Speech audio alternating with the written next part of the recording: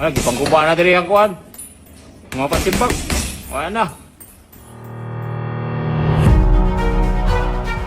Ang angas ng Pinas sa si John Real Casimero. May napansin sa gym sa Japan.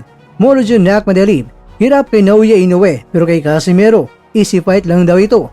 Alan David Ray Picasso Romero. May naraw nila lang. Narito ang buong kwento.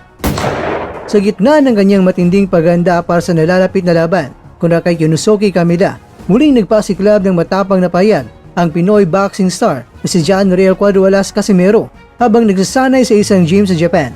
Pabirong binatikos ni Casimero ang mga punching bags doon na lumanaw sa gaan ng mga ito. Gaan lang ng mga punching bag ng mga gym ninyo, tapos kung kayo ang sumuntok, hindi man lang ninyo mapapagalaw ito.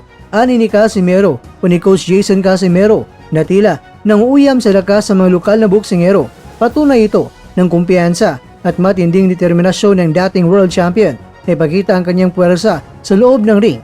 Ayon pa sa kanya, wala siyang balak na magpahuli at mas lalo pa niyang pinaghigipitan ang kanyang ensayo upang masiguro ay isang impresibong panalo laban sa pambato ng Japan. Ang matapang na pahayag na ito ay nagbigay ito ng dagdag init sa kanilang bakbakan sa inasahang magiging isang matinding laban. Ang lakas at tapang sa darating na araw ng kanilang salpukan. Sa isang panayam, sinabi ng Pinoy slugger na matagal na niyang inaasam ang pagkakataong ito